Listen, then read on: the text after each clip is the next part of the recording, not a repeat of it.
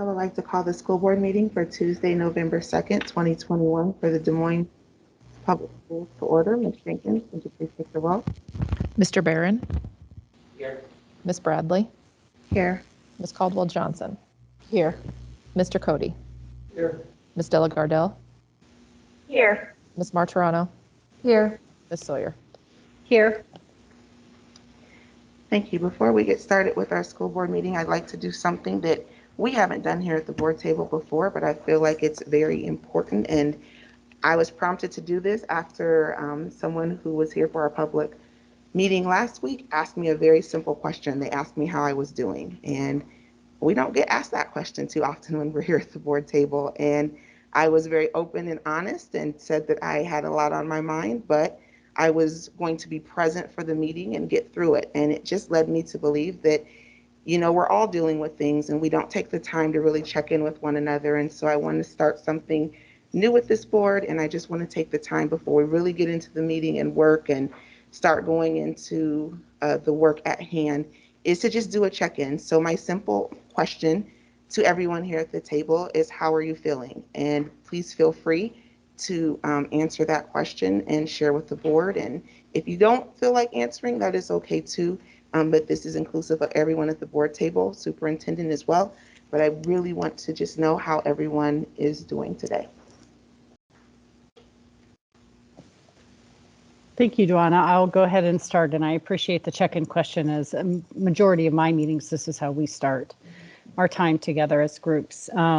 Today, I will tell you I am feeling a little tired coming off of just the weekend and wishing I had a little bit more time, but excited to move this meeting forward and look at our next monitoring report.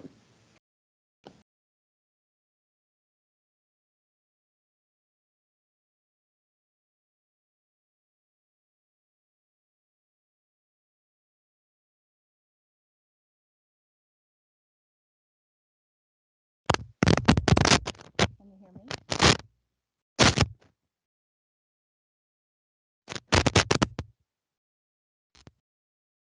Now? Yep. Okay. I know everybody around the horseshoe has another paying job, and I think that we all take this volunteer role very seriously, but I think sometimes at the end of the day, we sometimes show up feeling a little spent. And that's sort of how I'm feeling today. I've had a number of staff changes in my job, and so just really helping to manage and facilitate those has really taken away a lot of my energy. But I guess every time I come to this table, I feel like I have to sort of dig deeper. And I have to show up because this is a really important role. So I'm going to dig really deep today, and I hope you'll just hang with me in case I fall short on a couple of things. But thank you. Thanks for the question.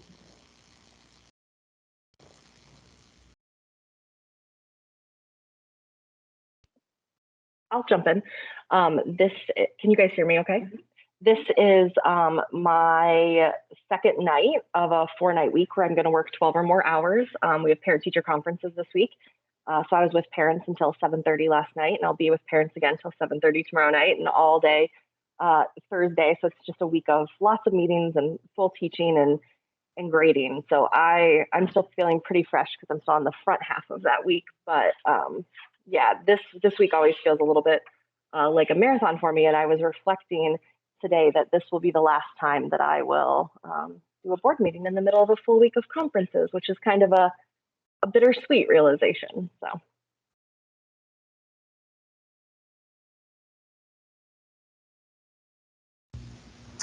I'm excited overall. It's been a bit of an exhausting month, but overall very excited for the results of the election this evening and excited to continue our work regarding monitoring. Last month we met our 50% goal. This month, after today's monitoring, we'll meet our 50% goal. So as a board, I really appreciate the focus of student outcomes and continuing to move that focus forward and working for the kiddos.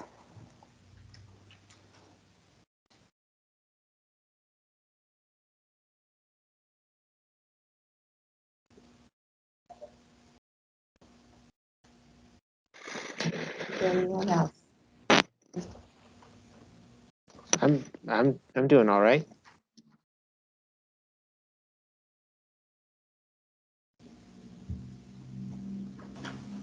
Same.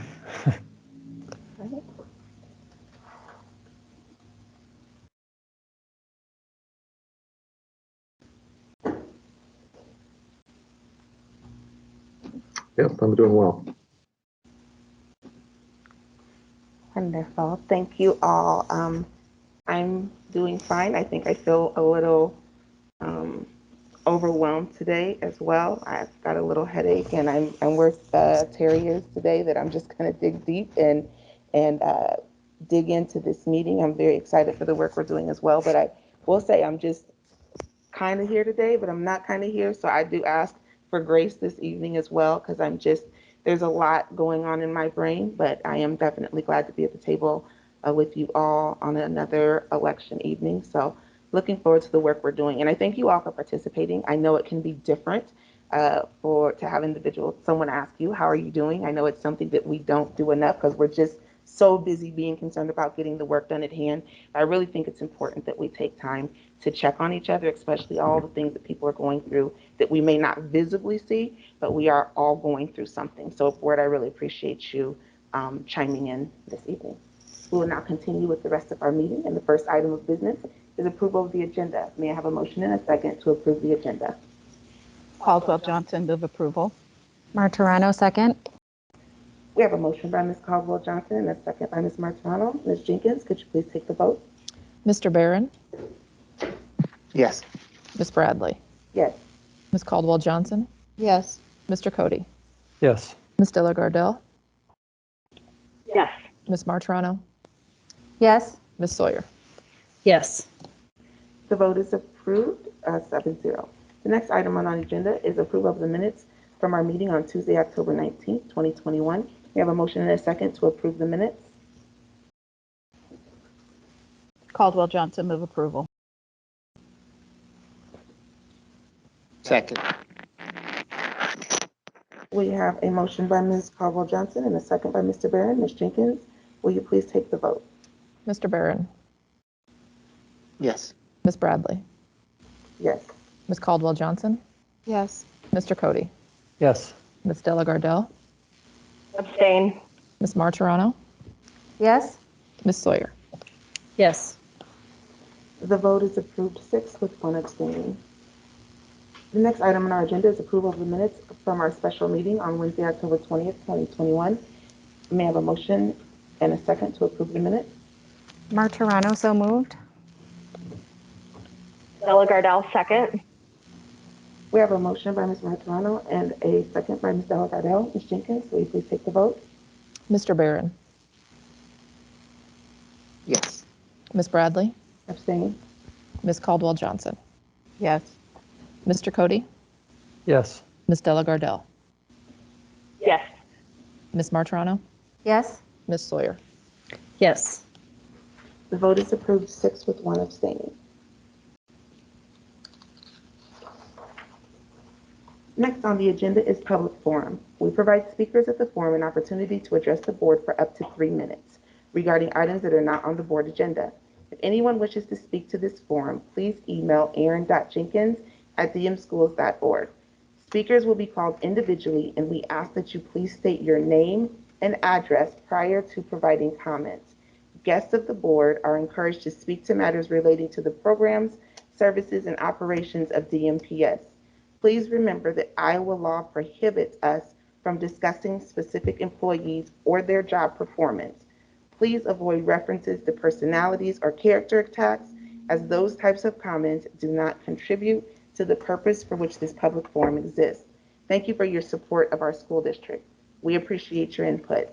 As a reminder to the board and public, this public forum is not a time for board engagement and discussion, as it is our obligation to discuss only matters posted in the public agenda for the sake of transparency and opportunity afforded to all community stakeholders. Matters requiring attention will receive appropriate staff and/or board follow-up at a time after the meeting. Ms. Jenkins, do we have any speakers this evening? We do. We have several. First up is Hakeem Mohammed.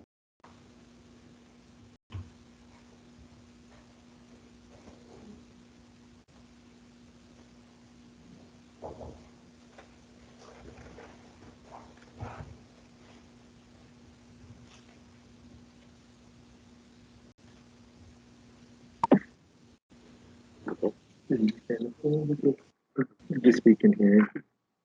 Yeah, the mic's on there. You just talk to the computer. Okay. Can they hear me? Yep. Okay. So I'm here to elaborate on the situation at East. I was with RJ Miller on Tuesday morning when we went to talk about a situation that happened prior with another student, as well as a situation that we had de-escalated that had a opportunity to become violence with other students, but we were able to de-escalate. And during this conversation, he wasn't given a chance to speak up for himself. He felt like he was being treated like he was a second-class citizen and that he was less than his staff members because he was working through urban dream. At some point of this conversation, he was accused of gang-affiliated activities in the hallway. It makes you wonder what the school really feel about their Black students and staff members. At the end of the conversation, the administrators told him that they were going to investigate the situation and send him home for the rest of the day. And so he figured that he was just going to come back the next day, nothing about being fired or contract being terminated, nothing like that. We got outside, went across the street, got flagged down by public safety, who informed him that they wanted to talk to him about our PD wanted to talk to him, in which he was informed that the principal was going to be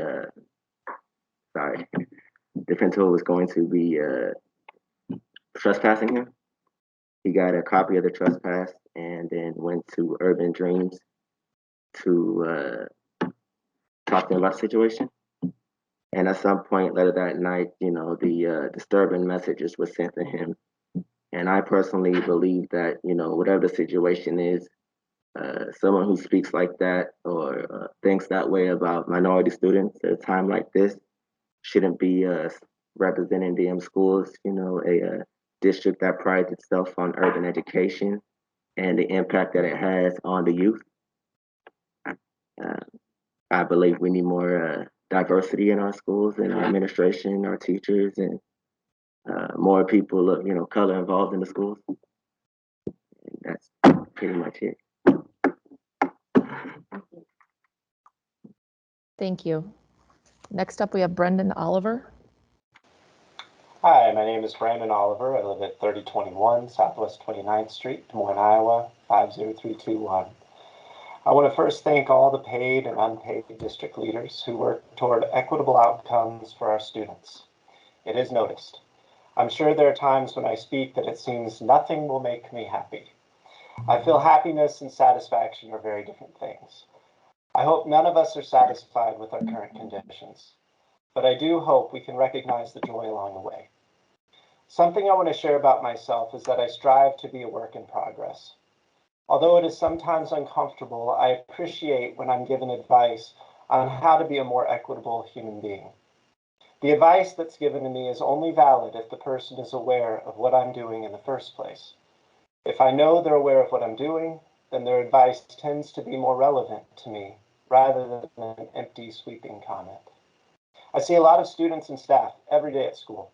I notice our behaviors, our patterns, our values, and more. I see these things because I'm present and in it. When I try to talk with some of our colleagues and students about district initiatives and goals, I often find myself saying the names of paid district leaders who my colleagues don't recognize. To me, this is a sign of a disconnect. As a colleague of mine asks, who are the McCombs teachers and staff that see ourselves as a part of McCombs community, as opposed to seeing ourselves as daily visitors of the McCombs community? I question who of our paid district leaders see themselves as a part of each school's community. Is it sometimes an us-them feeling? It probably depends on the individual, but should it? I'm happy I feel a sense of belonging at McCombs by my administrators. I'm happy with this, while I'm unsatisfied that I don't quite feel the system of DMPS accepts me as a part of the district-wide family. To our paid district leaders, please make sure you're a part of our communities and that we know you're a part of ours. Please don't just visit us. Really see us and let us see you. Witness us, and let us witness you. Let's strive together to be a work in progress. Although I don't expect perfection, I do expect connectedness. I'll end with a quote by Audre Lorde. Without community, there is no liberation. But community must not mean a shedding of our differences, nor the pathetic pretense that these differences do not exist. Thank you. Thank you. And I also have two statements from students that I'm going to read. The first one states, "Hi, my name is Zamaya Cantu, and I am a student at East High School. I am sending this to you to share my experience with RJ Miller first off. He is a really respected person at East High School. He is nice and show he cares and respects the students and helps as much as he can with the students and what they are going through. He did not deserve to be talked to how that lady talked to him. It was very unprofessional and very disrespectful. Literally, he tried his best to be the best. He could always be the best he could and always showed respect. It's sad that he won't be able to be at East anymore. I went through a really hard time and a lot of people wanted to hurt me, and he was the only one who genuinely wanted to help. He was always there when people needed someone to show, when someone needed someone to talk to." And the next one is from Abby H. "Hi, I go to East High School. I have been struggling this year. Always feeling invalidated has been hard. I have one staff member who has made me feel heard, RJ Miller. His contract was recently terminated. I honestly only have gone to East for this long because I have someone to talk to. RJ was amazing at his job, and I really think he does make a difference at East. With the violence that goes on there, RJ is the best at resolving issues before they turn physical and just restoring the peace. RJ makes East a better place, and I really don't want to imagine going there without him. He's my favorite staff, and I know I'm not the only one who feels this way. RJ wants to make a difference, and he's doing a good job. Please let him continue to make a difference for us." We do not have any other speakers at this time. Thank you, Ms. Jenkins, and I'd like to thank all of our speakers for addressing the board this evening. Please, I would like to remind you all that anything that is requiring at the attention will receive appropriate staff and our board follow-up at a time after this meeting. The next item on our agenda is C1, third grade reading, part 1. Ms. Jenkins, do we have any speakers? We do. Brendan Oliver. Hi, Brandon Oliver, live at 3021 Southwest 29th Street, Des Moines, Iowa, 50321. I'd like to bring attention to some inconsistencies that this monitoring report states the goal of being 2024, while the board governance policies page on the district website still states 2023 as being the goal. Hopefully the website can be updated soon. I know these monitoring report conversations can be grueling. They sometimes exhaust me just by watching them, but I appreciate everyone who contributes to them and speaks up on what we can improve. Silence certainly does not serve our students well. Beyond that, I hope adult behavior data will begin to be included on these reports. I've commented on 3 monitoring reports before this one, and every time I'm acknowledged by name as raising good points about referral data, but it still doesn't seem to be part of the report. Leaving out data on adult behavior could give the perception that the students are causing their own deficiencies. At the very least, I hope it can be acknowledged as a shared responsibility between staff and students. Let's not throw blame until we're able to look at ourselves first as the paid professional supports for these students. Maybe we have room for growth also. Maybe we're not quite proficient on teaching literacy to our students. That could be enlightening and a relief to acknowledge. I don't say that as an attack. The SEL training I recently participated in would refer to that not as a strength, but a stretch. It's a good thing. I'm also hopeful our schools will stop being lumped together as one large data point in the reports. We have a lot of nuance between neighborhoods and schools. We should honor that and highlight each school's strengths and stretches. I'd like to see the correlation data, which reveals what our high-performing schools are doing, what resources are available to them, which we should strive to make available to all of our schools. By resources, I include people in our social and emotional understanding, not just monetary resources. Let's not just focus on class time or planning time, but how time is used by teachers, or rather, how teachers are sometimes used for class time. Perhaps the data included in this report is symptomatic of things we need to improve. I want to see the data which reflects what we can change as adults. I would never want to change students. I can only change my own behavior. Know what I mean?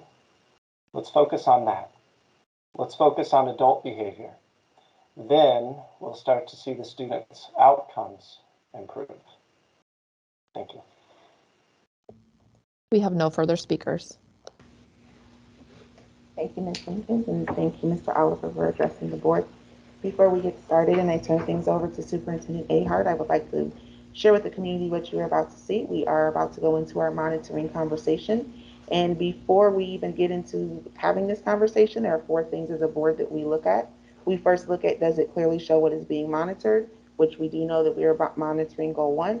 Does it clearly show data for the 3 previous reporting periods? And here at the board table, some of us have our monitoring reports in front of us. So we do have that information. Does it clearly show the superintendent's evaluation of performance? It does. And then does it, and right now it's at not compliant. And does it clearly show supporting documentation that evidences the superintendent's evaluation? And there is that in this report.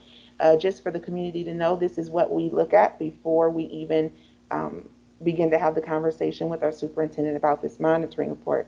Now that we have gone through those 4 questions, what you will see next in just a moment is the superintendent will have some time to speak concerning this monitoring report, and then I will turn this over for questioning to the board.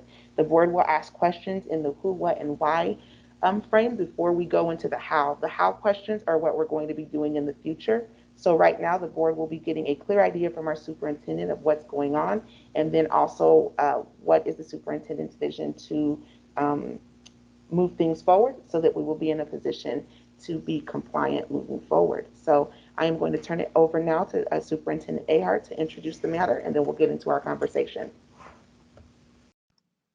Thank you, Chair Bradley.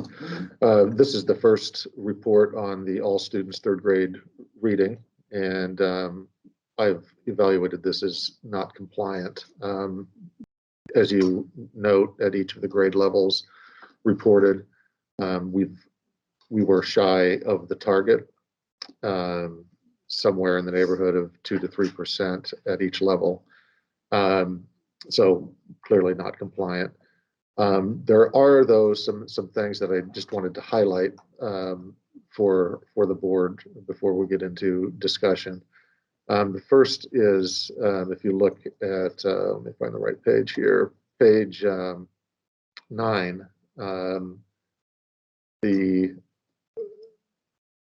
percent of students K3 meeting benchmark on fast fall reading correlated with attendance at preschool.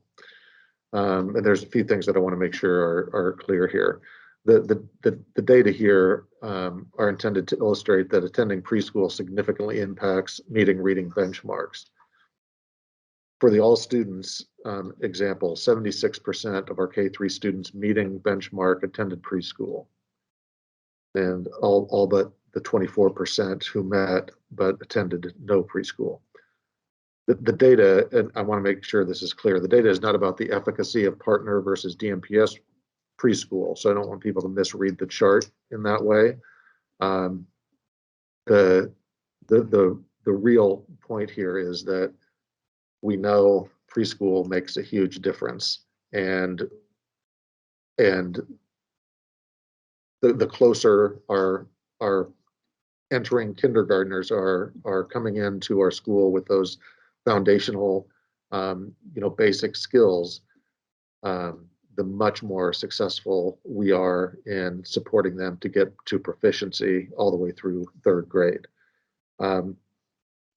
Because of the efficacy of preschool and how important it is that we get all of our students into preschool, and we still have a significant gap there, as is evidenced by this data, and that was exacerbated by the interruptions created by COVID-19.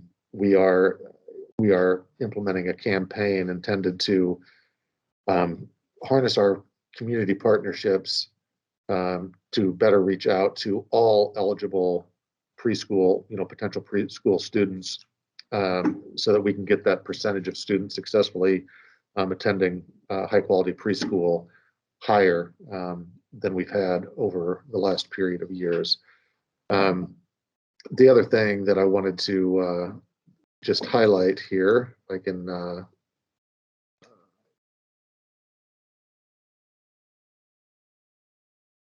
well, I guess I can just speak to it. While we, as I mentioned, we are below the target cut point in each of these 4 grade levels. It is, I think, important to note that we did evidence some success with our summer programming because our summer loss was not as pronounced as it's been in past years, and we are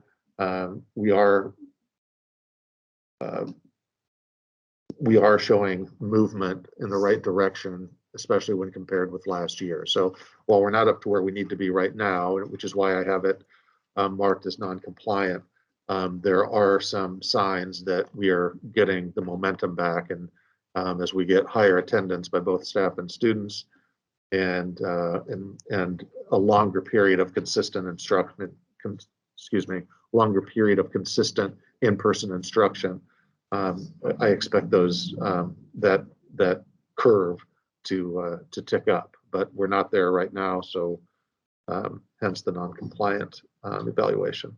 So with that, I'll turn it back over to you, Chair Bradley. Thank you, Superintendent Ahart. We will now carry on with our conversation with our monitoring report. We will start with our questions in the who, what, and why area, and I will open it up to my board colleagues for questions.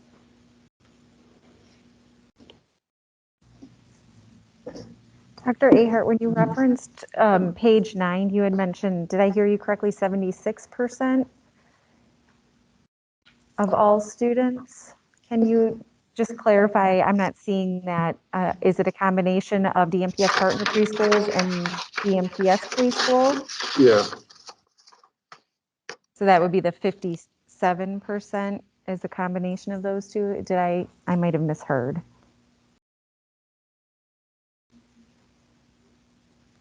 Well, if you see, let me add these up again in my head.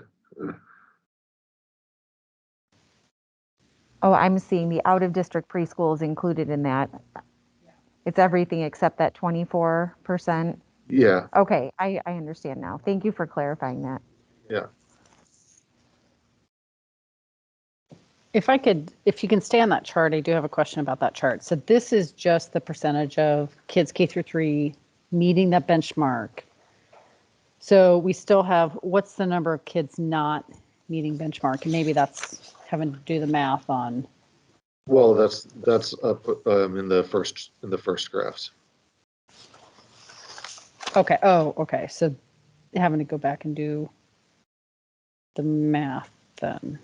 Okay, so it's not easily laid out. We'd have to go configure. That's why I'm just curious of those kids who are not meeting benchmark, like how many, like just kind of looking at that overall. We can see for those who are meeting benchmark, it definitely has an impact for attending. Oh, so you mean preschool. What are the percentages of preschool attendance for those not meeting benchmark? Exactly. Yes. Okay. No, I'm not going to hazard a guess on that, but we can pull that for sure. Okay.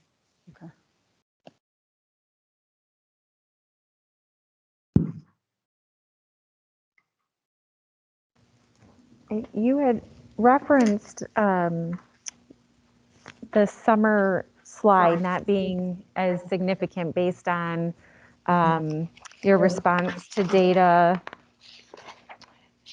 I'm sorry, there's a lot of pages. I don't remember what page it's on. But you had mentioned looking at fall of 2021 versus fall of 2020.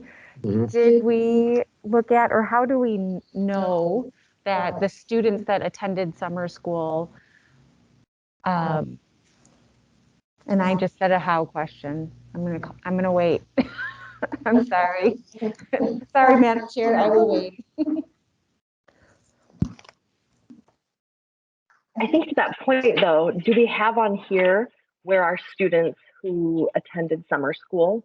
I think it is kind of a what question. I could be wrong, but I think what we actually, you're making me think what I want to know is how did those students who attended summer school do compared to last year on the benchmark? Like I think we want to know what's the impact of those hours of those teachers and those dollars that are being spent. And I'm sure you don't, I don't know if it's on this report, but I think that would be something. That specific question's not on this report, but it's certainly something that we can generate if that's desired by the board. Well, I think it would just be good for all of us to know, you know, you and your staff included, of if that's the right lever, how do we get more kids into that program next summer? If that really is what's moving the needle for us, maybe that's something we need to leverage further. And I think we don't know that unless we have the data. We do. I don't have the data here, but we okay. we have looked at that data. It's not. It was not as promising as I was hoping it would be. It did certainly. The evidence in this benchmark does seem to indicate that it had a positive impact, but not as pronounced as we would have hoped. For a couple of reasons. One was consistency of attendance by the students, and then not all the students who we would have really hoped to have served being served in it. But that's something we can take a deeper look at with the board if the board would like. So Tom, on page 4, and I'm going to reference in probably page 3 too, but on page 4, for the second grade students meeting fast, if you look at spring, 46%, and then you look at fall, 37%. So there was there was a pretty significant dip there, right? And then you go to, if you look at kindergarten, well, I know these are not the same cohorts, but if you look at kindergarten and you look at first grade, definitely we saw a slide, that summer slide, but it was not as steep as what we saw with that second grade class. Is there a reason that you could identify with that? And maybe I remember kind of having this conversation last time too with our black male report, but kind of understanding those students where they had not had that in-class experience, if that was the difference, but just kind of curious why that is so significant compared to the other two, kindergarten and first grade. Would you mind just repeating the question? Because I lost the beginning of it in my ear here. Okay, so when you look at page 4 and you look at the spring versus fall of the second grade students, it was about 9% decline in looking at meeting assessment. Do you see that from 46% in the spring to 37% in the fall? I'm on page 4. Yeah. Okay, but if you look at page 3 and you look at either, kindergarten, spring was 51%, in the fall was 48.2%. For first graders, it was 41.1%, fall was 38.2%. So 2 to 3% roughly, but there was definitely a significant dip for that second grade. Yeah, the second grade, I think is I'm going to put my plug back in here. It gets a little echoey, so sometimes it's hard to follow the question. We would attribute the second grade slide having more to do with where they left off and those discrete skills that we're trying to work through at the second grade level. We know the second grades are really, what we're measuring with each of these grade levels is different based on where they're supposed to be, where we hope that they would be in terms of their reading development.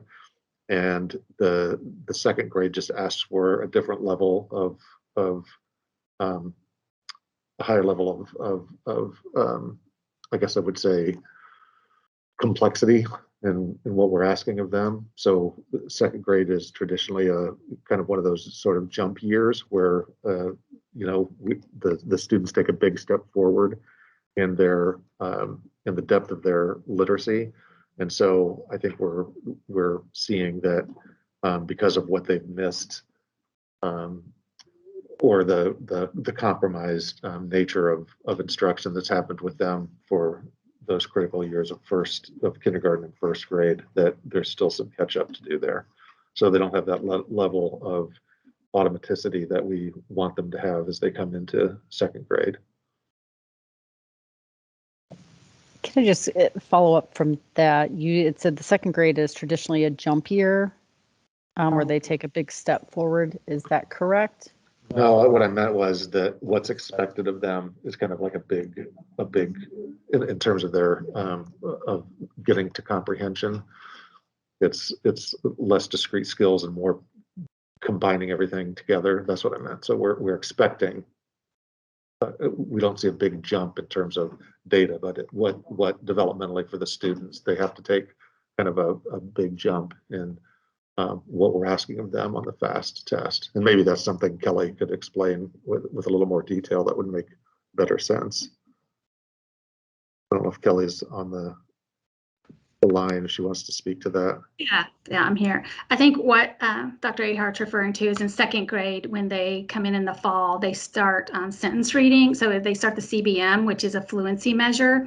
And then in first grade, there are a number of subtests they take. Fluency is one of them, but they take other ones as well. So it's weighted differently. So they do a nonsense word assessment and some blending, other decoding assessments that they do at the end of first grade. So the assessment's different. They have to put all those skills together to read a second grade passage fluently. And so we typically see a bit of a dip because of that. But these second grade students, just like, and I think Kelly, you were referring to, we talked about in our last report, these second grade students went out at the end of their kindergarten year. Right. And so they didn't get that base that they needed, and the back and forth during their first grade year was also difficult for them. So I think we saw a little bit larger discrepancy or a gap, slide back. We got them up a little bit in the spring, but they didn't have those skills to mastery. So we're still working towards mastering some of those skills that they needed pre-second grade. Now, does that answer your question, Kelly? Thank you. Thank you for stating that much more eloquently.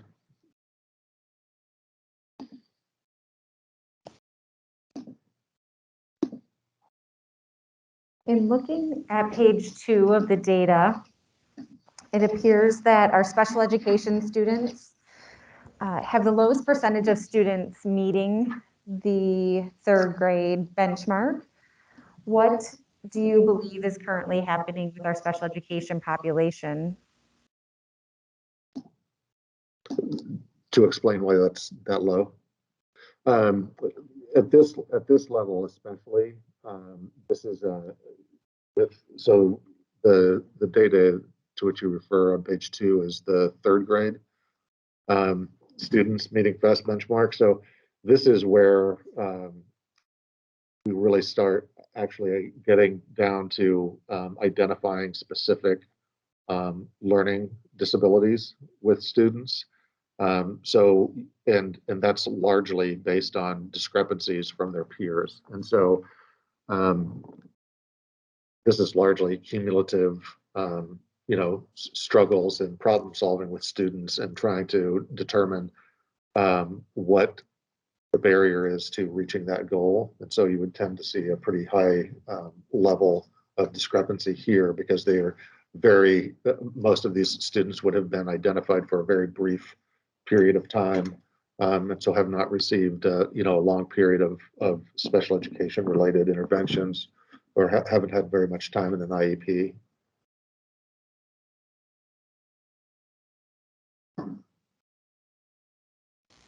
Hey, can I hop in for just a quick second? Dr. Ahart, can you be a bit more specific with regard to special education? Because I think it's important for our listening audience to understand the breadth of the students that are considered special education and how they're identified, and individuals that may have an IEP that may not have any developmental challenges, et cetera. So I think it's important to contextualize that. So would you mind doing that for us? No, so students typically, and there are exceptions to this with child find, but for the vast majority of our students that enter school at kindergarten, they have no identification for any kind of IEP eligible services, and so there's this a process of instructing the students, and over time, and at the earlier grade levels, especially for those students for whom experiences like preschool have not been available, it's really difficult to tell why a student may be discrepant from their peers. There's a whole host of reasons that could be the case. A lot of it, especially for those students who have been unable to access preschool, has purely been an opportunity gap. And so the goal is for us to provide appropriate supports for all students, but not to label students unnecessarily. So our teachers work with their building leadership, with the parents, with all of the specialists that, especially in our special education department, to consult and try to identify, okay, we've noticed that this student is starting to have a gap between where their peers are and where we would typically expect to see this student. And then there becomes a problem solving process over time. And as we talked about in the last discussion at our last meeting, the MTSS process, ensuring that when an issue is identified, that we're appropriately identifying it. So it may, to your point, there can be a learning disability, there can be a language deficit, there can be some sort of social emotional issue that's just preventing the student from fully accessing the instruction or the work that we ask for them to, the limited work we ask for them to do at home. And so it becomes this process of trying to do a comprehensive problem solving so that we can target exactly what the barrier or barriers are and then provide those direct supports. And so at the early grades, it's a challenge to do that accurately without pigeonholing a student prematurely because just the whole host of factors that the system is trying to interpret. So some of the students may be behaviorally discrepant, and so that's one of the concerns that we have, that we need to be really careful about over identifying, especially our Black males, because of what we see from our biased lens as discrepant behavior. Well, it may be discrepant from my perspective, but it may not be from someone else's perspective. Ensuring that we're providing support so they can access instruction, ensuring that one of the things that we know the research tells us real deeply and is a big key part to the preschool question is students who live in socially economic disadvantaged homes tend to have a much smaller vocabulary as they come into school, which is a huge component of their ability to master reading on time. And so just purely over time, being able to provide those opportunities for students can fill the gap in some cases. It's not a learning disability, it's an opportunity disability. So making those discrete decisions about each individual child takes some time, especially if we're making a real concerted effort to not over-identify students. So it sounds simple, but it's pretty complex. And even with older students, sometimes really defining what exactly is the challenge can be tough, and it's even more challenging typically for those younger students who don't have all of the tools that themselves personally to express exactly what it is that they're experiencing from the learner perspective.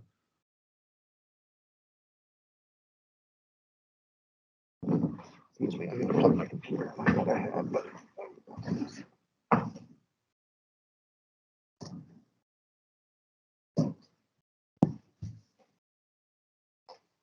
There we go.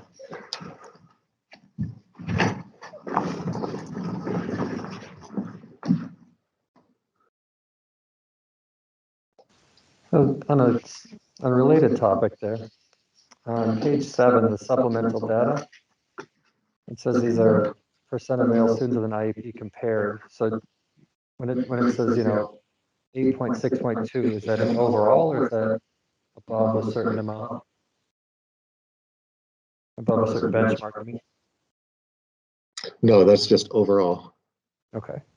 And then then immediately below it's split by gender for that comprises that 8.62. Does that make sense? Not sure if I explained it well. Yeah, no, I was confused by the header on that and just making sure it was actually a percent of instead of the percent over or something like a comparison, Yeah, no, I hear what you're, I get what you mean.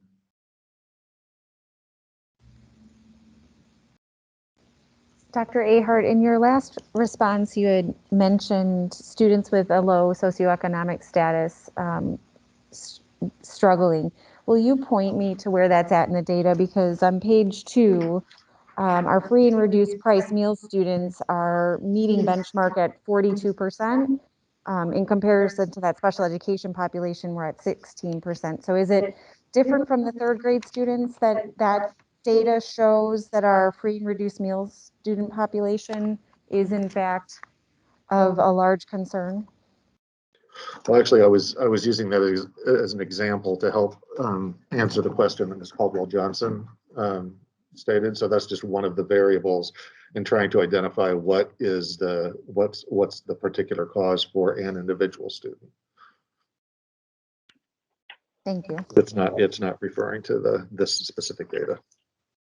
Dr. Ahart, is that what you're referring to? Is that I can't remember who the researcher is, but it talks just about the base number of words that kids hear before they come to kindergarten, just based on, like, I don't even know who did that study or how old it is, but.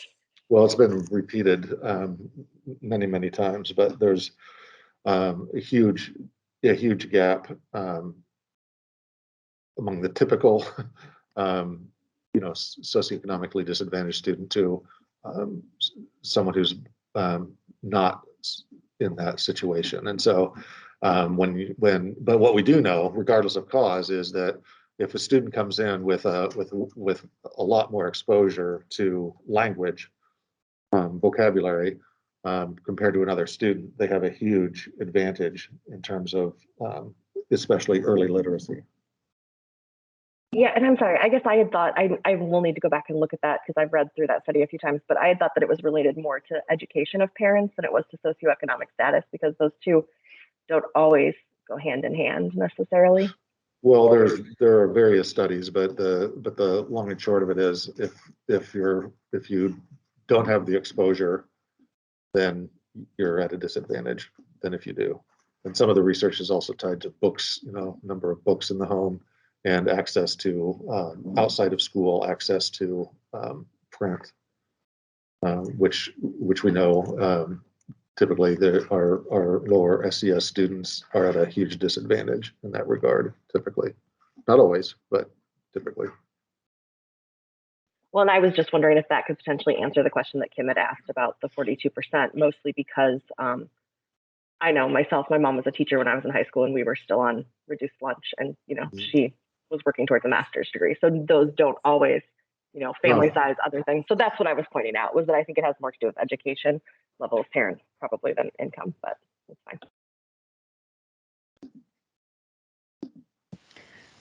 fine. Dr. Ahart, on page 1, where we do talk about the 19 out of 38 schools that are meeting their targets, what can you tell me about those schools? Why are they, what are they doing to be successful? And for those other 19 that are not meeting their goals, what could be done differently? Or maybe that's more of a how. The biggest difference is really the I hate to put it this simply, but it really does come down to this: is the leadership at those schools, and ensuring that there really is commitment to dedicating the required time and following the core instruction as we know it needs to happen for students to progress. And so that has to happen with tremendous consistency and at a high level of quality. And that takes, persistence, it takes clarity, and it takes, everyone rowing in the same direction and making sure that nothing is allowed to pull away from that focus. And so the more consistent and the more they double down on what we know works and giving the appropriate amount of time and an intervention that's not at the sacrifice of core instruction, the more successful they are.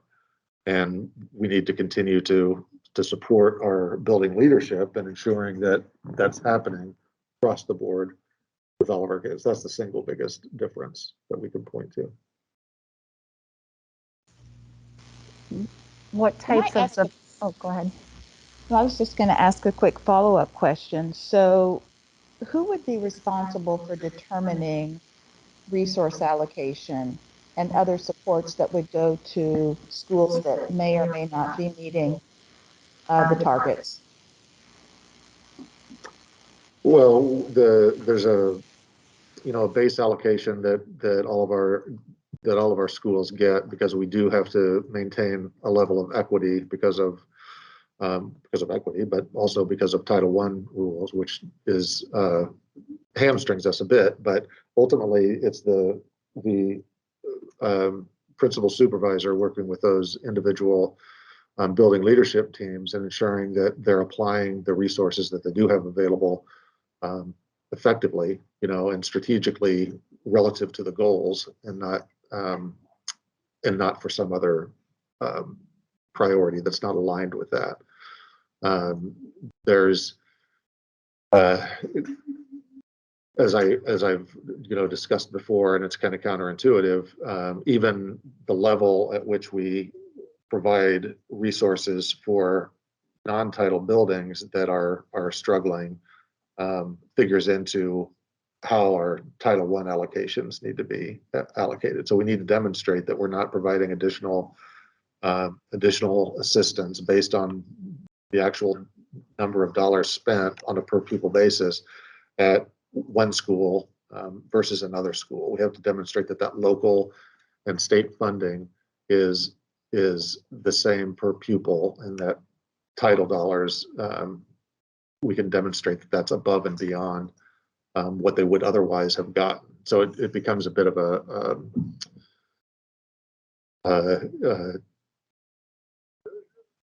it's a very big challenge to provide additional supports in response to school data and not be out of compliance with what we need to demonstrate to the state to be in compliance with federal title regulations, if that makes sense. So it's really more a discussion of, are we allocating the resources at the building level, how we need to best accelerate the work of the goals. And sometimes convenience or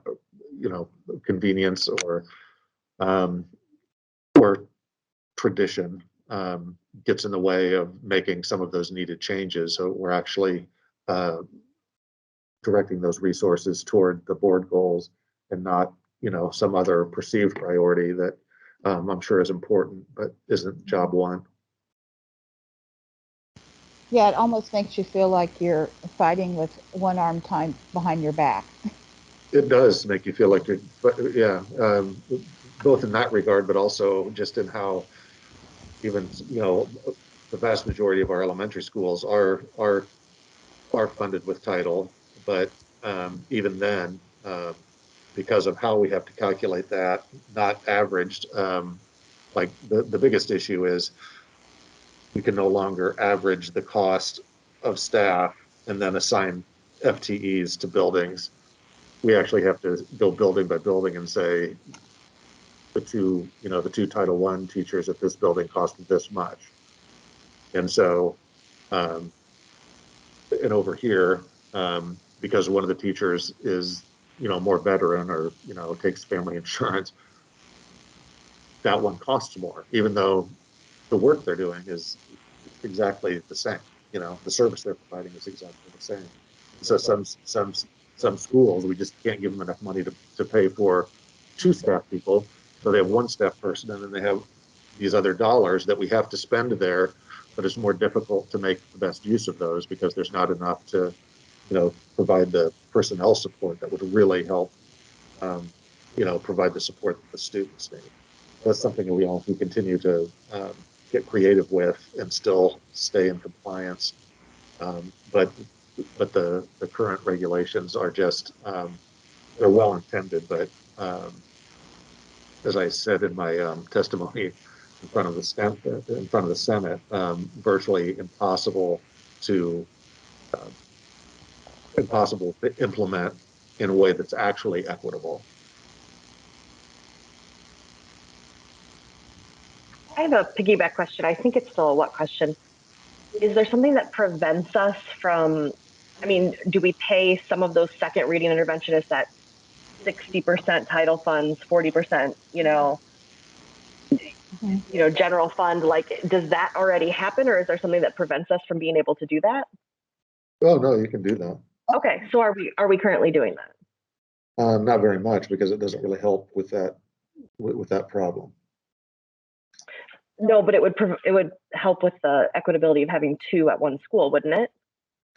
Well, it potentially could, but you can't. You have to be able to prove that if I'm paying Ms. Sawyer 60% Title I, that she doesn't have a roster of students for 40% of her time.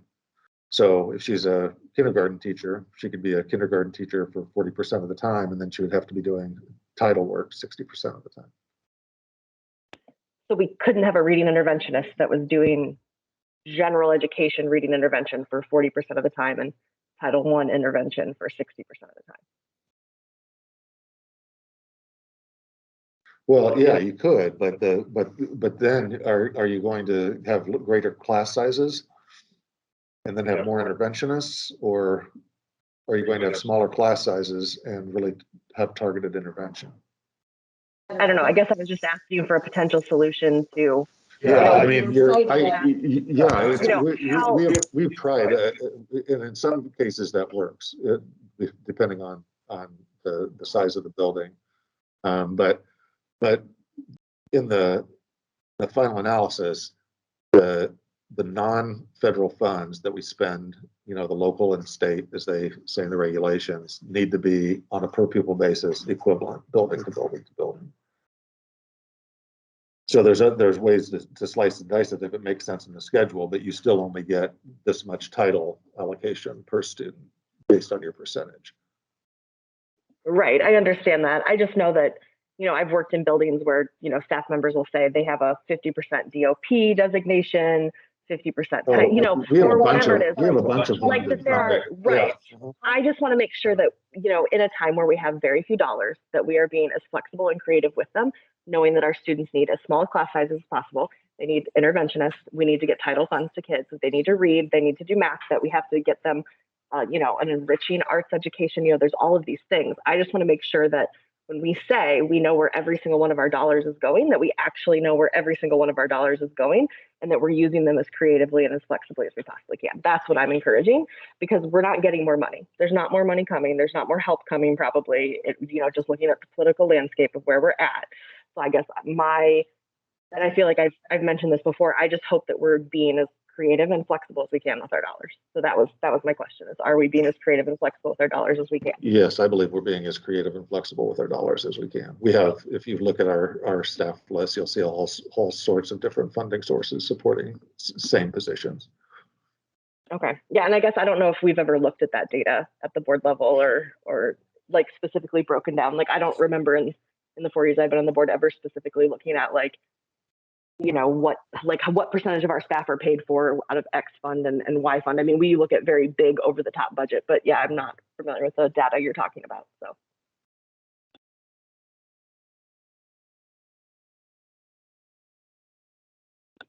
I have a question about progress monitoring, and I know the data has not been updated, but I had a question about, and we've probably talked about this before, and I've probably asked this question before, but it currently on number 2 asks, or on A, B, and C, It's the percent of students who aren't meeting the benchmark who are progress monitored.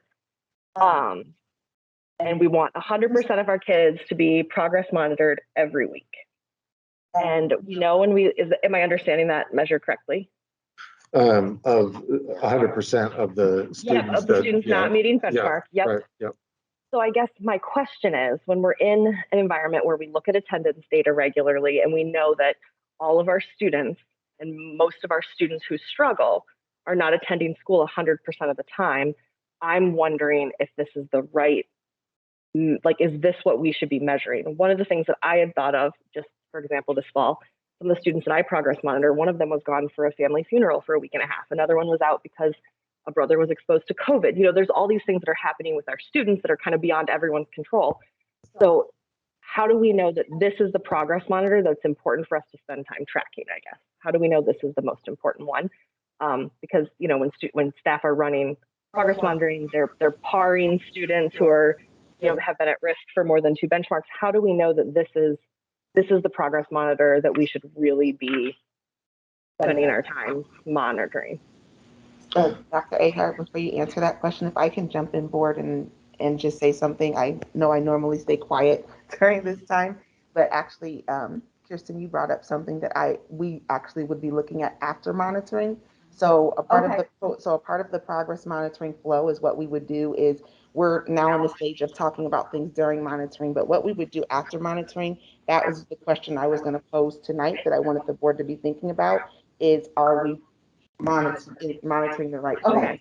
And so you just jumped into my notes and that's all good. But that is something that I would ask once we had this conversation finished. So if you wouldn't mind me holding on to that. Oh, I've got it written down. Okay, and we'll do that at the end. Okay. I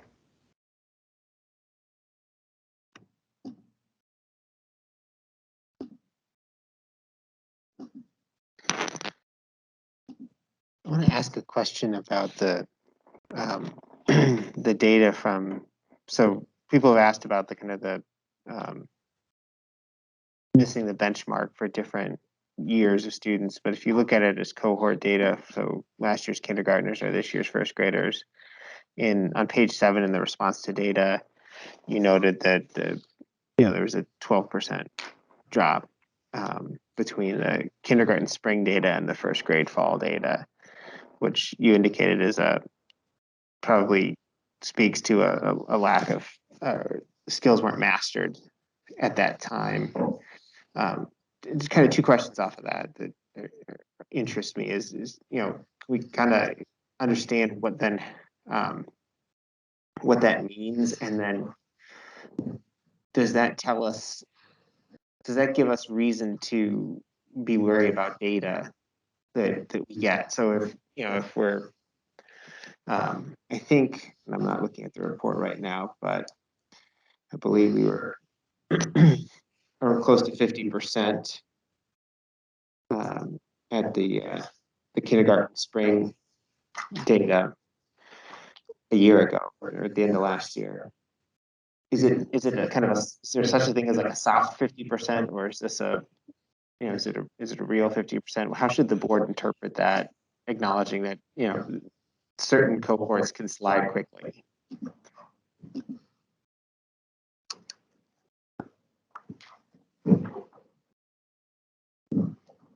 I think it's as hard a 50% as as we can say. There's variance in the cohorts because of the actual students who are in, who are kindergartners this year. There may be many, changes, so it's not the exact, it's not a particularly clean cohort, but it's, generally speaking, it informs how the system is performing. So, yeah, I would say it's a pretty hard 50%. I think one of the things though that impacts that I think impacted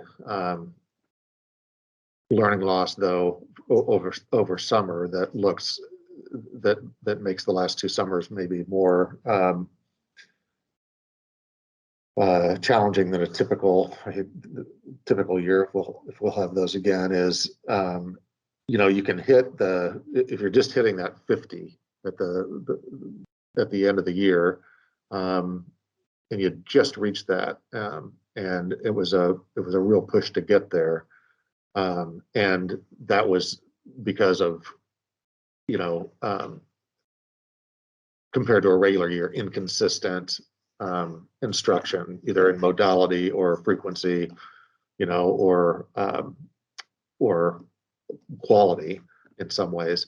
That slip can happen faster, if that makes sense. So I think my best answer is, yeah, it's as hard a number as we can have.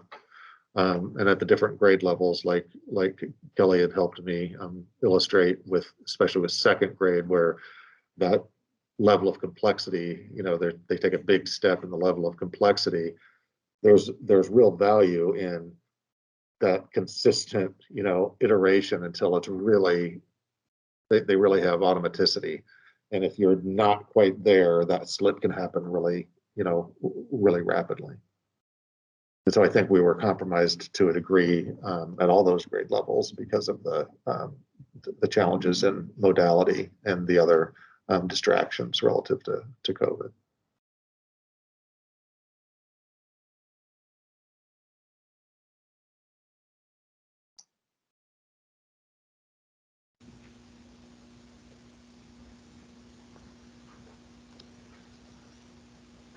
I have another just really quick question. I'm going to go back to something you referenced in your opening comments, Dr. Ahart, regarding ways that we accelerate preschool opportunities and try to be a bit more targeted for those either pockets of the community or those pockets of students who don't traditionally access it. And I think that it's sort of like the chicken or the egg.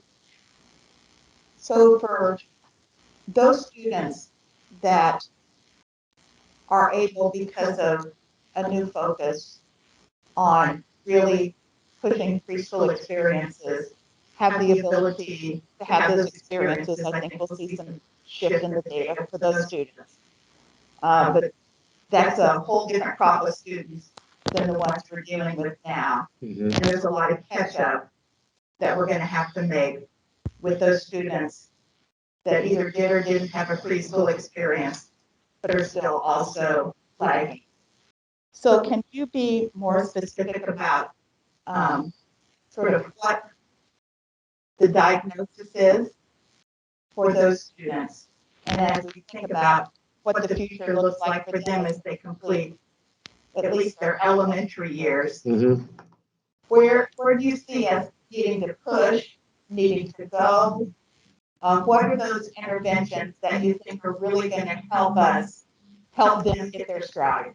Yeah. So as it relates to the percentage of the overall incoming class that has preschool, if you imagine you have so many resources as a building principal, and you don't need to expend as many of those at kindergarten this year, because we have a much higher percentage of our students who are coming in, ready for kindergarten, then that provides the avenue for, with the same amount of resources, to put more of those resources in those upper grades, the first, second, and third grade that are still discrepant. So it allows us to redistribute already existing resources more strategically.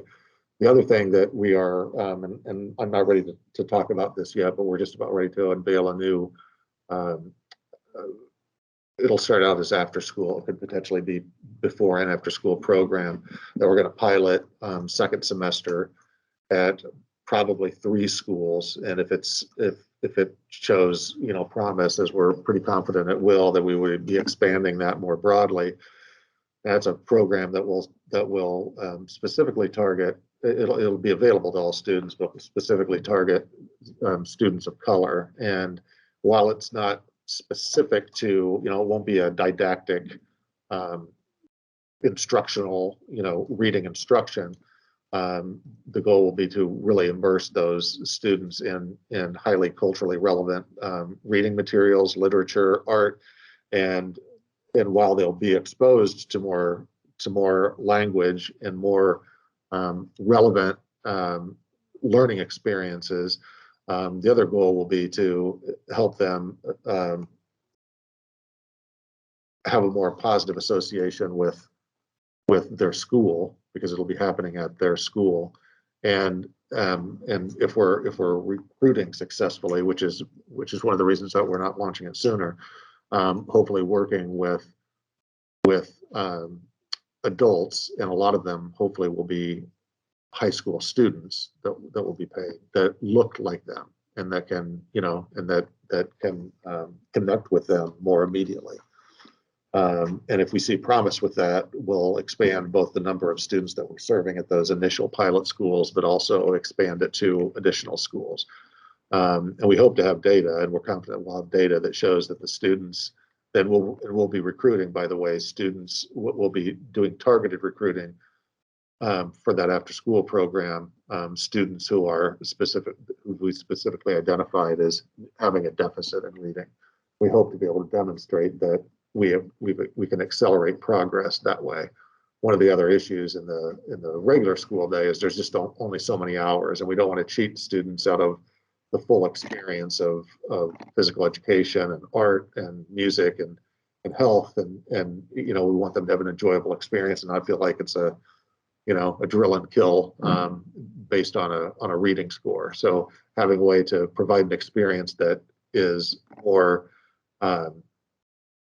personally fulfilling for the student, if you will, that's a rounder experience, but kind of gets to building reading capacity sort of through the back door, is something that we think shows promise. And so that's the other avenue, because I think Ms. Delagardelle is correct that in our current political environment, I don't see an influx of funds coming from anywhere, with the possible exception of federal money to support pre-K, which I dearly hope happens. But shy of that, in our own preschool recruiting efforts, we have to find some other ways to engage students and help them be more internally motivated to excel academically.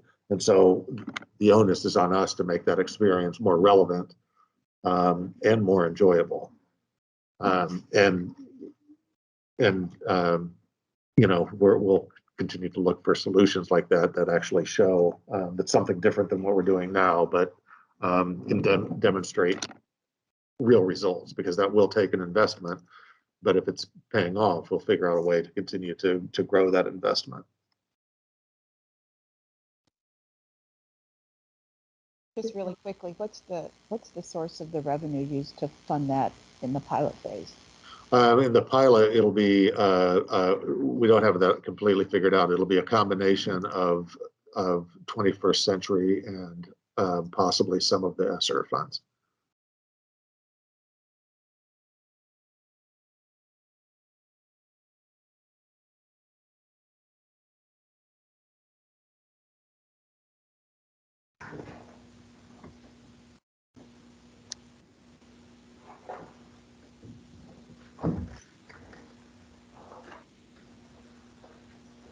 I'm not hearing any other questions from the board.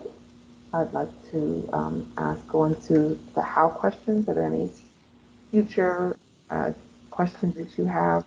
We'll always end it with how the board can help support the work of the superintendent, but if there anyone that has any how questions? I do have one how question.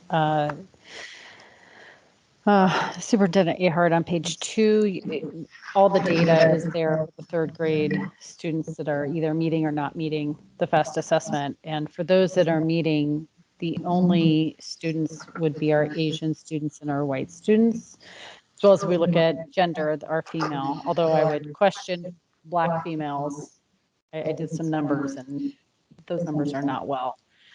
So for all of those other students, how are we going to support them, lift them to be successful in 3rd grade and to achieve these benchmarks? Well, it's a combination of the levers that we referenced later on in the report, but this is a particularly challenging group because of where they were developmentally or chronologically in school when we were so compromised with COVID. So we'll be, having to take a look at how we're allocating resources differently, because we have a group coming through that had a, historically different experience. And so we're going to have to do some different approaches to what support looks like beyond third grade, because while I think the board was absolutely on target in setting the goal for third grade, we can't, stop at third grade and say, well, I guess we missed it, because we're still going to have a lot more success accelerating at fourth grade and fifth grade than we are at sixth grade. And we're going to have a lot more success at fifth grade and sixth grade than at seventh grade, and so on and so forth. So we're going to have to relook at, I think, the staffing for next year as we put the budget together is going to have to be very strategic in terms of recognizing that, just like you adjust for, we don't talk this way in a district this size very much, but in a smaller district, you talk about a bubble class, where you have, for whatever reason, an unusually high number of students at a particular grade. And that as that bubble works its way through the system, there's all sorts of, budgetary implications, to react to that.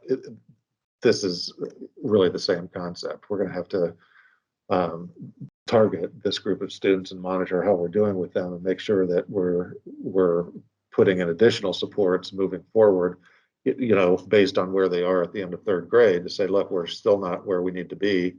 And so what does fourth grade support need to look like different from how we typically staff? So I can't tell you exactly what that will look like, but that's how we're thinking about it. So kind of 2 points from that. One, I absolutely agree. And I'm glad to hear you say it doesn't stop at third grade, because especially everything I've been learning around like our IM math curriculum, that is very reading heavy focused.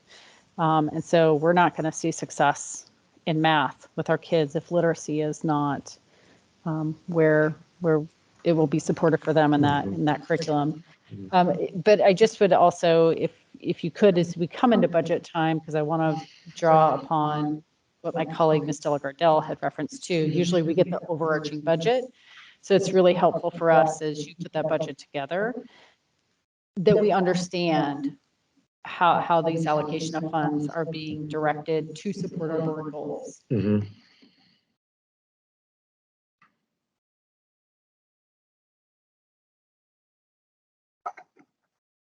I'm just curious if that particular response to data is here in the report, the budgetary allocation response. So I am seeing that support of additional learning for our leadership, our coaches, is definitely a response, but what you're referencing with regards to additional supports or allocation and staffing is not reflected here as I can see. Is that correct? That's correct. I didn't try to include anything that went beyond, that spoke beyond this year in the report, but I certainly can add that information if that's something that would be. No, that's okay. If it's beyond this year, that staffing and budget allocation, that helps me understand. Thank you. Mm-hmm. Recently, I was having a conversation with a friend whose daughter attends the downtown school, and she is a virtual student this year for kindergarten. And one of the things that was offered was a training, for whoever was going to be the learning facilitator at home with that student. And so I guess I'm wondering, are we doing similar types of trainings or outreaches to the family, to all of our families, to help support, what we're doing at school, so they can support that at home? Have we been, partnering with our parents who are often more than willing to help their kids at home, but don't always know? So how are we reaching out to families? Well, we could do a better job on that, frankly, as a system. Individual schools have different approaches to that. That's not something that we've driven as a core strategy, but certainly one that bears some more attention. That's a good point. I guess that would just be a tiny kudos too for whoever, if it's happening all over, but I thought that that was really interesting to spend some time with whoever the adult facilitator of learning at home was for this year, because we had a little bit of time to foreplan so that that adult was prepared and had all the tools they needed to help the students at home. So. Right.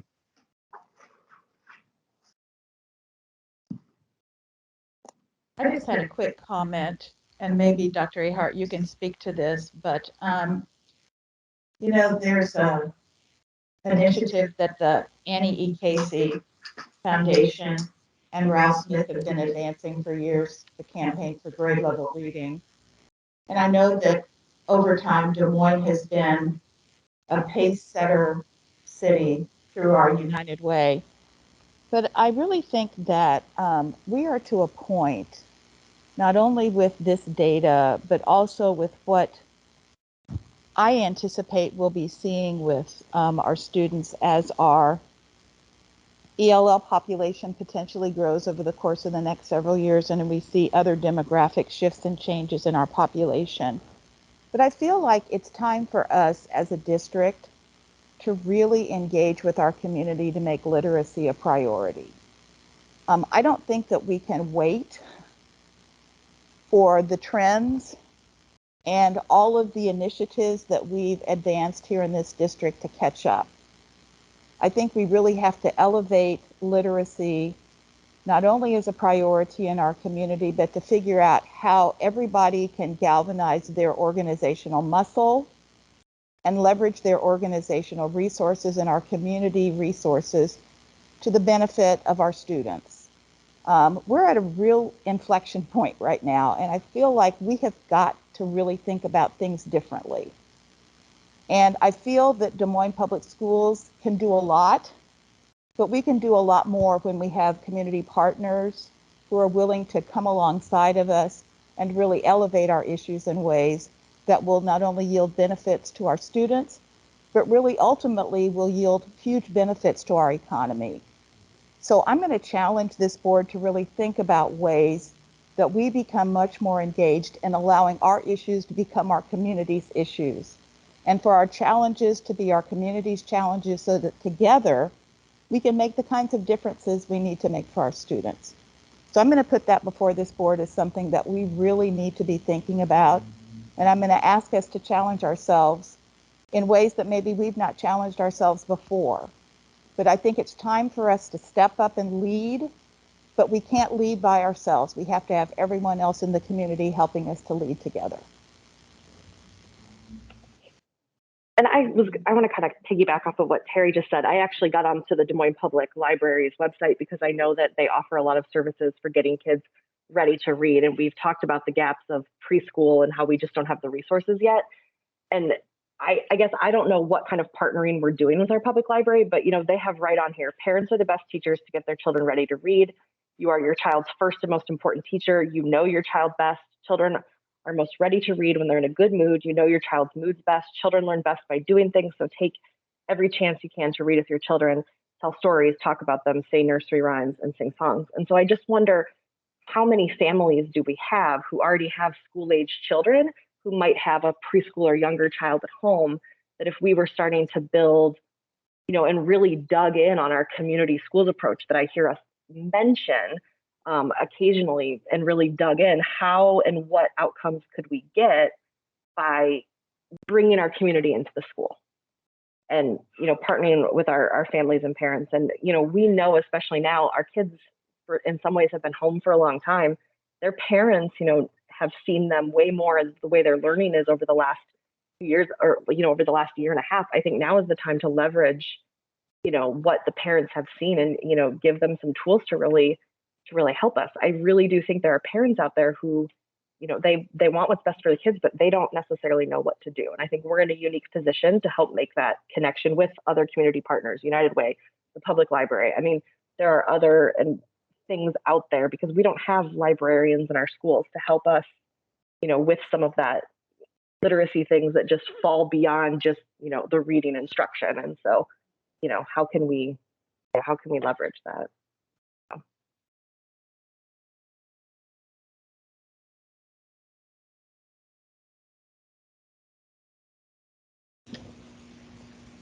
Superintendent Ahart, how can the board continue to help and support you at this time in the district?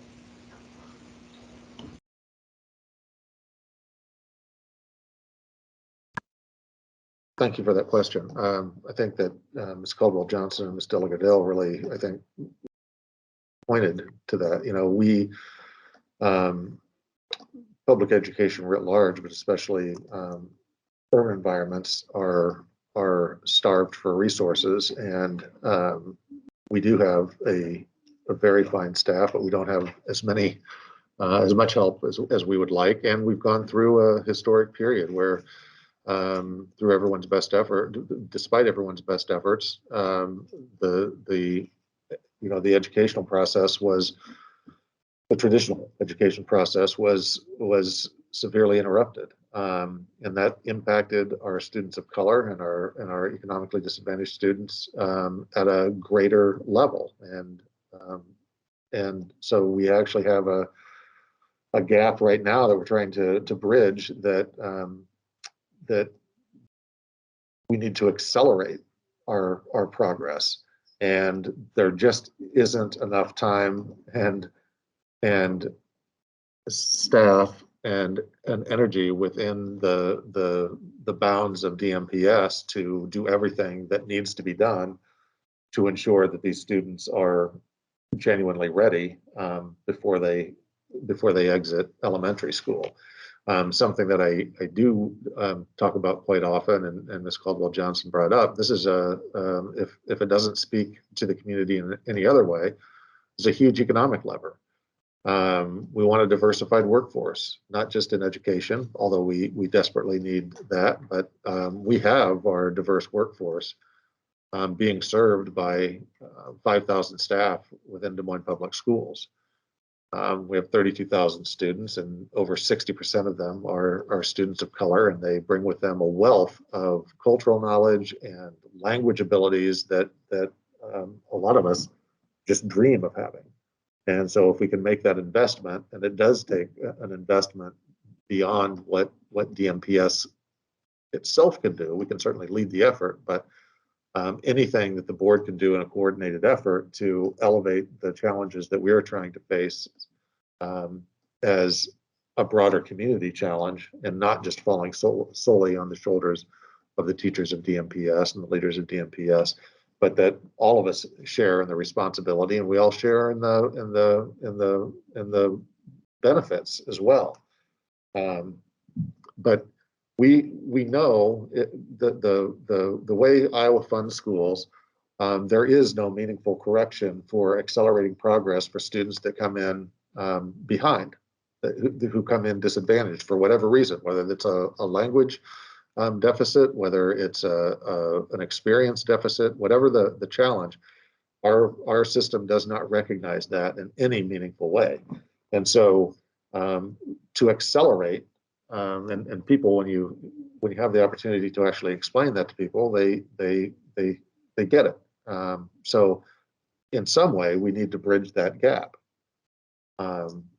And we talk about our legislative priorities and how we want that to be recognized in the basic foundation formula. But to Ms. Delgardel's earlier point, even if that does happen, certainly we're not expecting a windfall of greater investment versus GDP in our state in any time in the near future. So the more we can motivate families to really take seriously getting their students into preschool, if at all possible, to make that opportunity more accessible to more of our families, and for everyone to help share that message in a real potent way, that literacy is not optional. You can be a full participant in this economy as an adult if you're fully literate. And to Ms. Sawyer's point earlier too, it's not just about reading and literacy.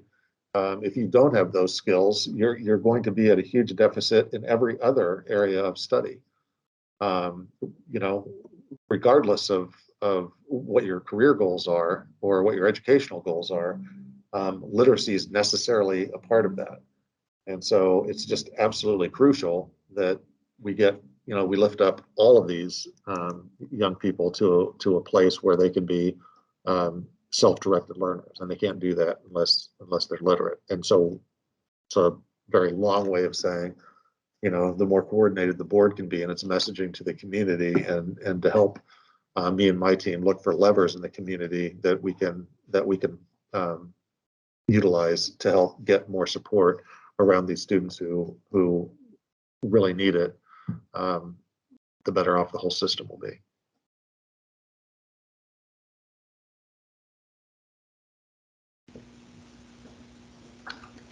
Thank you, Superintendent Ahart. I'm asking for a motion and a second to accept the third grade monitoring report, part 1, as providing evidence for compliance with the reasonable interpretation of policy 4.1. Can I have a second and a motion and a second? Sawyer, so moved. I have a quick clarifying question. You had said we were going to hold some of the, like, what next? Does that happen after we vote? After we vote. Okay. Thank you. I second Ms. Sawyer's motion. We have a motion by Ms. Sawyer and a second by Ms. Della Gardell. Ms. Jenkins, would you please take the vote? Mr. Barron, Yes. Miss Bradley, Yes. Ms. Caldwell Johnson, Yes. Mr. Cody, Yes. Ms. Della Gardell, Yes. Ms. Martirano, Yes. Ms. Sawyer. Yes. The vote is approved 7-0. Now that we've completed that part of our monitoring, now we're looking at our after monitoring. And normally what we haven't done this before, but this is just a part of what we will get used to doing as well as a board, is we start looking at the question, Ms. Della Gardell, that you brought up about the policy. And so if you would like to go ahead and raise your hands to that question we have, Ms. Della Gardell. Yeah, so just as a quick reminder, I'm looking at progress measure 2, A through C. It looks like, and I think Dr. Ahart had confirmed this earlier, that what we're trying to do is get 100% of students who are not meeting benchmark progress monitored. And so we're coming really close to that in, third grade and second grade. So I guess it would beg the question, like, what's going on in first grade this fall or last fall where we, weren't seeing that. But I think what I'm wondering is this the right thing for us to be looking at? Because to me, it seems like if we have all of our supports in place and we feel pretty confident, with a 95% implementation that, we're following our processes to fidelity, is what we're really tracking as student attendance. And is that maybe what we want to look at instead? I don't know. I'm not sure if this is giving us the data that we want, or if we want 95% of our students to be progress monitored, 100% of the time. It's just, I know from doing these that there are lots of reasons why you miss kids that are often out of the control of the classroom teacher, the students. There are other things that happen that can impact these numbers. So.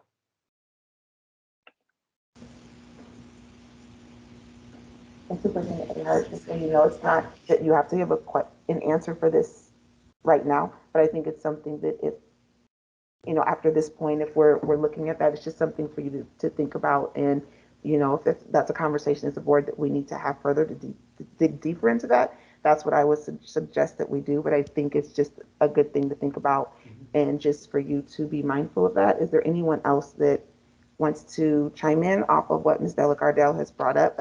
Again, this will just be giving this information to the superintendent for him to be thinking about. And then I think as a board, it might be another conversation that we need to have, but just want to open it up to anyone else. I very much appreciate you bringing that up. I think that in order to, continuously improve and be in a loop of monitoring our own work, that we need to be asking these questions of how effective are we being in our process to monitor our progress towards this goal. I would just like to lift up that, when we started our monitoring process in this way, we were very intentional about the amount of data we were consuming in each report. So to just be cognizant of, I felt that this particular report was very detailed and had a great deal of information, but I think it got to the point of being too much and felt a little bit like it was hard to consume from the standpoint of really diving in deep and understanding where we were at with each of these. So if we do look at adjusting these data, then perhaps also looking at breaking it up into separate monitoring sessions so that we can do a deeper dive in and be very specific and intentional. We can have some of those more 3D conversations around the data that Ms. Delgardelle is referencing to ensure that we're getting a full look and a full understanding of the reality of where we're at.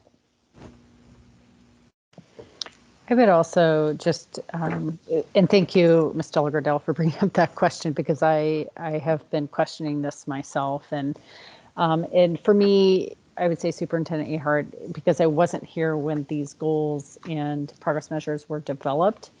I would like a greater understanding of how do we know that measuring, and we did not do that tonight. I know we didn't measure the progress, the number of kids being progress monitored, but how do we know that that will get us to achieve our goal? And so that's just a question I have that, again, don't need an answer tonight, but just maybe if there is a conversation, that's really, for me, I've thought, how do we know that that's going to get us to what we hope to achieve? And maybe you have that, predictive analytics that you've done to know that this is what will get us there, but I would like greater understanding of that at some point.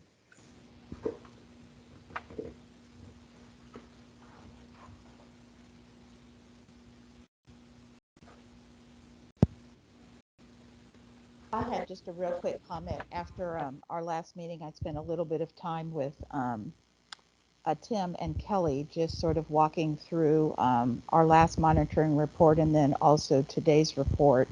And I think I sent a memo out to the board just sort of updating you on the things that we discussed, or maybe I just sent it to board leadership. I can't remember. At any rate, one of the things that was raised was how we calibrate our calendar and how we sequence the reports that we're getting so that, number one, there's more time to review and analyze the data so the response to the data can be much more rich and content heavy. But then also making sure that we don't get the chicken before the egg relative to the all students monitoring report versus the black males monitoring report. So I know that the superintendent has recently provided us with a monitoring schedule for our review and consideration. And I have to assume that that takes into consideration the feedback that Tim and Kelly provided. But I wanted to just lift that up because that was really helpful information to me as I sort of sifted through ways that I could better utilize not only my voice relative to this particular exercise and the work that we're doing around monitoring, but ways that we might allow ourselves to be critical about those things that are important, especially the schedule and the time required to review the data as part of our process. So I think it would be really important for us to consider not only the pace and rigor with which we're doing our monitoring, but also the schedule and sequencing of it so that the information we're getting allows us all to have fidelity back to our own process.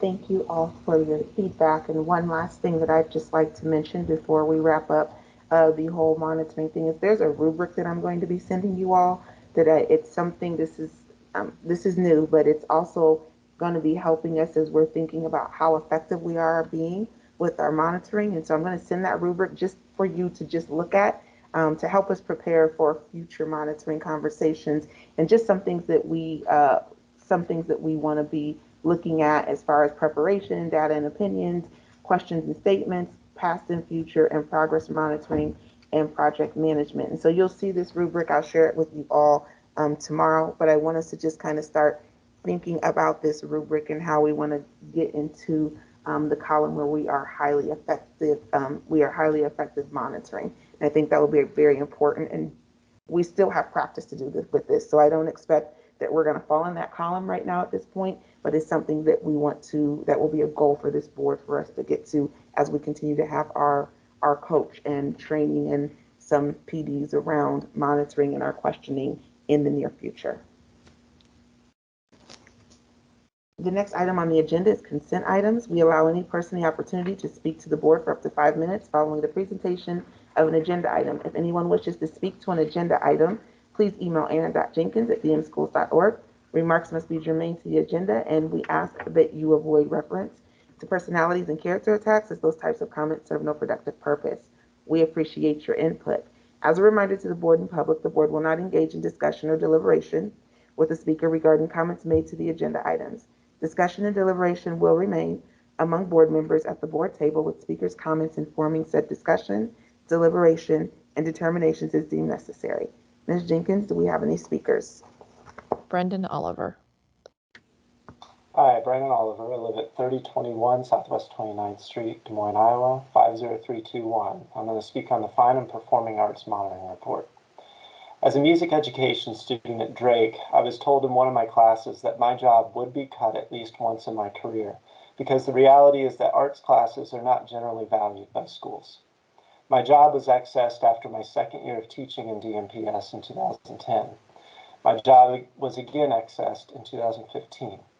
I looked through this monitoring report. For me, as a music educator, it is heartbreaking. I hope you'll look through it with me. The policy at the top mentions fine and performing arts classes as if we're core content, but the district defines us as extended core. This is why we get half the instructional time, as we meet every other day. On weeks like this week, half of my students will only meet one time for the whole week. Being labeled as extended core is why we're not offered intervention times with our students, such as private or group lessons. In DMPS, the arts are not dignified as a core part of who our students are, which means our students are not fully dignified. Math, reading, and science are who our district thinks students are at their core. Please look at the monitoring report section on interpretation, where the arts aren't even considered when it comes to college readiness. Yet, and I say this literally, the arts were my main focus in college. It's what I teach every day. It's why many more of our students will go to college. According to this report and how our system functions, some students' college aspirations don't matter. The context section states that over the last 5 years, there's been a concerted effort to increase the enrollment of students into the music programs, and it talks about guaranteeing access to instruments for students at an early age. What it doesn't mention is that 4th grade orchestra was cut from our district around 5 years ago, or that piano lessons were cut around the same time. It doesn't mention that some of my instrumental music colleagues teach at 9 elementary schools, or that several of us teach 3 content areas over multiple grade levels, such as band, orchestra, and applications of music for 6th through 8th grade. Those are 3 completely different classes. The report doesn't mention that students in music programs don't consistently have equal access to instrumental music interventions or lessons, like I did when I attended Brody Middle School as a beginning 8th grade percussion student. The report doesn't mention theater at all, outside of the section about GT, which implies that proficiency in theater is more of a gift or a talent than a learned skill. I've witnessed the frustration from our theater colleagues during professional development meetings when they aren't dignified at all, not even mentioned or acknowledged. In my experience, theater helps us practice social interaction and connectedness. Music classes teach us to listen to each other. Visual arts classes teach us to see our own humanity. It's these receptive skills that are so very necessary to have, but unfortunately our district does not value them as much as math, reading, and science. I do think those are necessary content areas. However, we need the arts to not only make them beautiful, but to truly understand each other as human beings. We need the arts to experience and bask in culture. We need the arts for the sake of art. Arts classes shouldn't fundamentally function as core content planning time, or what I always hate to hear, a break during the day. We need the arts for societal growth. Arts education is necessary on its own merit. Please have us be the main focus of a discussion at a board meeting, and be sure to invite active arts students, teachers, and community members to participate. Please reflect deeply on this heartbreaking monitoring report. It demeans the passion and purpose of so many of our students. Our students' lives are a part of our society, and we cannot understand society if we don't understand our students. When it comes to Board Policy 4.1.1D, demonstrating an understanding of the value of fine and performing arts in our society, or in society, our paid district leaders need to first demonstrate their understanding of fine and performing arts in our students' lives. 30 seconds. Then, and only then, we might be able to become compliant. Thank you. Thank you. We have no further speakers. Thank you, Ms. Jenkins, and thank you, Mr. Oliver, for your comments addressing the board this evening. Ms. Sawyer, I believe you have the consent motion.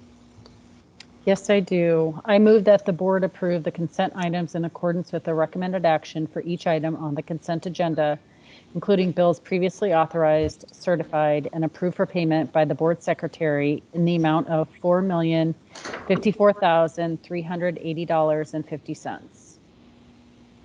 Is there a second? Cody, Martorano, second. second. We have a motion by Ms. Sawyer and a second by Ms. Martorano. Is there any discussion or questions? Ms. Jenkins, please take the vote. Mr. Barron, Yes. Ms. Bradley, Yes. Ms. Caldwell Johnson, Yes. Mr. Cody, Yes. Ms. Delagardelle, Sorry, mute button. Yes. Ms. Martorano, Yes. Ms. Sawyer. Yes. The consent items are approved 7-0. The next item on our agenda is E1, public hearing for restroom upgrades at Hannah Walk, Hoover, Hubble, Lovejoy, North High, Oak Park, Pleasant Hill, and Woodlawn. The public hearing has come to order. Is there anyone wishing to speak to item E1? We do not.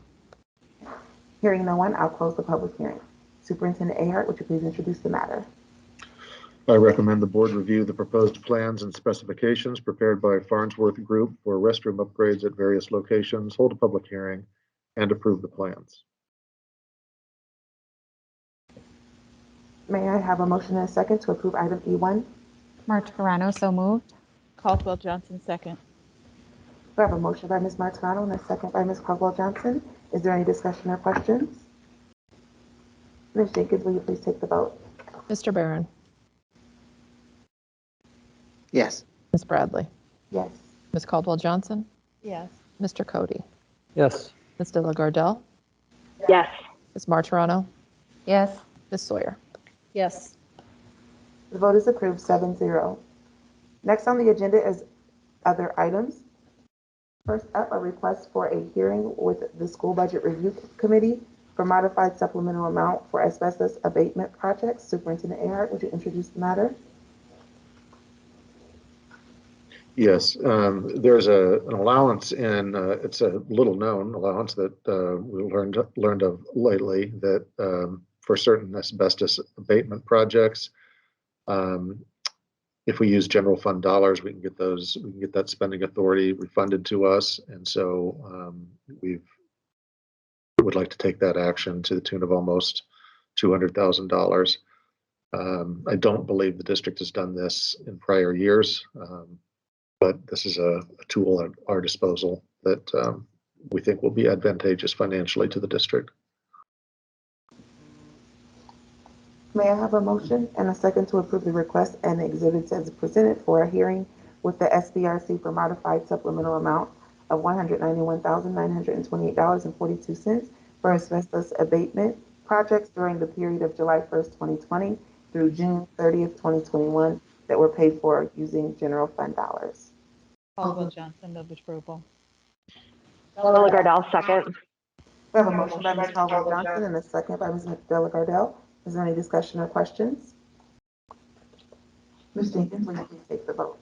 Mr. Barron, Yes. Ms. Bradley, Yes. Ms. Caldwell Johnson, Yes. Mr. Cody, Yes. Ms. Delagardelle, Yes. Ms. Martirano, Yes.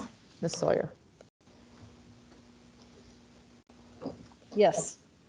The vote is approved 7-0. The next item under other is resolutions and approvals on the school infrastructure sales, services, and use tax revenue refunding bonds, Series 2021. Superintendent Ahart, would you please introduce the matter? I recommend the board give approval and consent on appointing of the paying agent tax exemption certificate, continuing disclosure certificate, and authorizing the terms of issuance and providing for and the securing and payment of school infrastructure sales, services, and use tax revenue refunding bonds.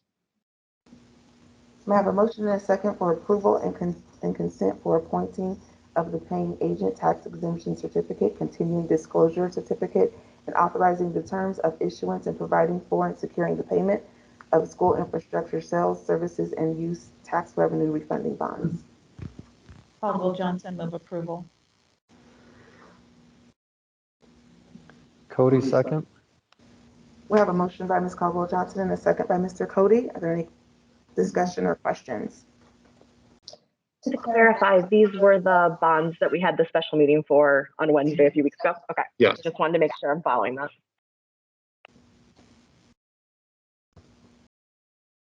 Ms. Jenkins, will you please take the vote? Mr. Barron, Yes. Ms. Bradley, Yes. Ms. Caldwell Johnson, Yes. Mr. Cody, Yes. Ms. Delagardelle, Yes. Ms. Martirano, Yes. Ms. Sawyer. Yes. The vote is approved 7-0. Next on our agenda is items of privilege. Do I have any board members who have any comments to share?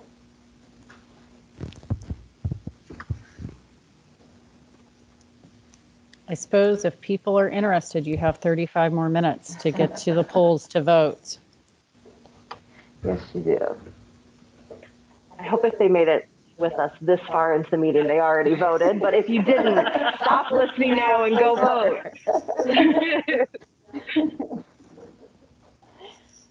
I just have a comment. If you all would allow me to just take a moment to share some of my thoughts of things that have happened in this past week. The events of this past week have been very troubling, to say the least. It was this very district that stated it wanted to be an anti-racist system, and it's something this board supports. But as I've said before, and I'll say it again, do we know what we're saying? There is so much work that is involved with truly being anti-racist, and the biggest hurdle is changing the hearts and minds of others.